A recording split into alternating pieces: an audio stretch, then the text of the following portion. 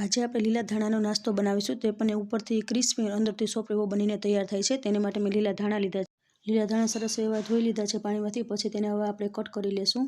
જો ઝીણું ઝીણું આવી રીતે કટ કરવાનું છે. જો ધાણા કટ થઈ ગયા છે તેને સાઈડ પર રાખી દઈએ. એક બાઉલ લીધું છે મેં, 1 કપ જેટલા છે ચણાનો લોટ લીધો છે તે એડ કરી દઈશું. તેને ક્રિસ્પી બનાવવા માટે 2 ચમચી જેટલો રવો લીધો છે તે એડ કરી દઈશું. હવે તેમાં 1 ચમચી જેટલી વરિયાળી એડ કરીશું, અડધી ચમચી ચીલી ફ્લેક્સ,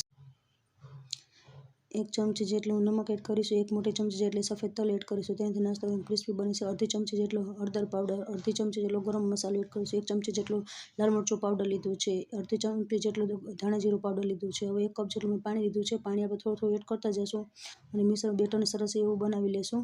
જો જેમ પાણી જરૂર પડે તેમ આપણે પાણી એડ કરતું જવાનું. સરસ એવું બેટર બનાવી લેવાનું. જો આપણું બેટર સરસ બની ગયું છે તેને સાઈડ પર રાખી દઈએ.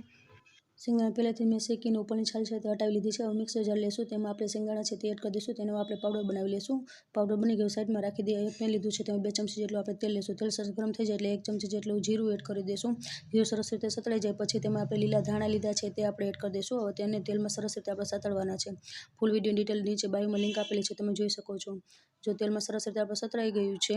હવે જે આપણે બેટર બનાવીને રાખ્યું છે તે બેટર આપણે એડ કરી દઈશું અને આ સરસ રીતે સતત રીતે હલાવતું રહેવાનું છે. જ્યાં સુધી લોટના ફોર્મમાં ના આવે ત્યાં સુધી આપણે તેને હલાવતું રહેવાનું છે. જો સરસ એવું આપણું બેટર છે તે ઘાટું થવા માંડ્યું છે. હવે તેમાં આપણે શેંગદાણાનો જે પાવડર બનાવીને રાખ્યો છે તે પાવડર આપણે એડ કરી દઈશું. તેનાથી નાસ્તો એકદમ ક્રિસ્પી બને છે. સરસ રીતે મિક્સ કરી દેવાનું છે અને આપણું બેટર લોટના ફોર્મમાં આવી ગયું છે.